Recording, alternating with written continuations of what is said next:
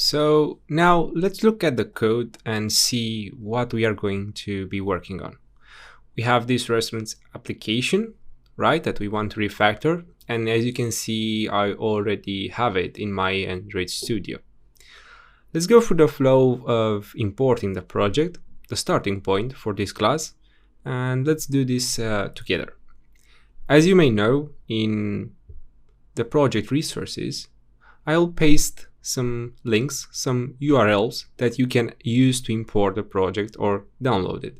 Now for this starting point, we have the following link. Let's go back into the browser and paste that link, which is this one, Better Android Refactor. You're gonna have this in the project resources, don't worry. Now, we need to make sure that we have the correct branch selected. So going here, we should have this branch here of the starting point. This is what we want to be looking at, right? So this is selected correctly. So let's see how we can download the project. We can either go here and download it as a zip archive, and I'm going to show you in a moment how you can import that, or you can use this HTTPS link that you can simply import it with less steps. All right, so let's go back in Android Studio and see how we can import this. We go to File, we go to New, and we can import a project. And right here, this is the path that we are going to have to use when importing the project by a zip archive. So if you have downloaded it and you have unzipped it, perfect.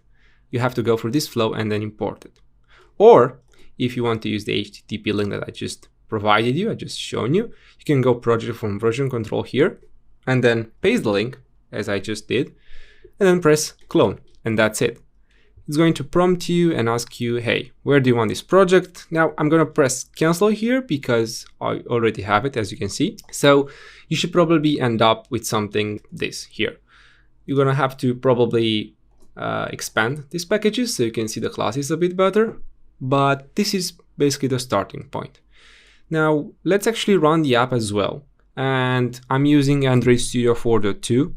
And I have a very cool feature called emulator here on the right side that basically allows me to have an emulator inside Android Studio. So if you want to check this out, if you have the latest version, you can go to File and then go Settings here and just search for emulator here. So if you go and type emulator here, you can have this cool option here of launching the emulator in a tool window. Tick this, select it, and that's it. All right, so I already have run the application, and this is basically what app we are going to be working on. It's a fairly simple app, as you can see, and it has a bunch of restaurants which are hard-coded within the app, so they're not really dynamic, but they're enough for us to make an idea on how an application should look like or what's the code behind it, because that's where we are going to be working on. We're not going to work on the UI, we're going to refactor the code to make it more clean. So we can see that we have these restaurants here that have some types. You can see this is a takeaway, this is an eating, this is a drive-through. And depending on the type, as you can see, they have different colors here for the type and different icons. Of course, they have the name here, restaurant Burger King, McDonald's, and so on. And as you can see, they have the distance. So I just mentioned in the last video that here we have this kind of distance between the user and the restaurant, which is calculated. Now, these values are kind of hard-coded, the value that the user has in this moment, but the calculation is real. So we have them printed for every restaurant, as you can see here, and the distance, I mean the restaurants, are displayed into a closest sorting. So this means that the restaurants are displayed closest to the user. We have the first one with the 50 kilometers here, 67 kilometers here, 84, and so on.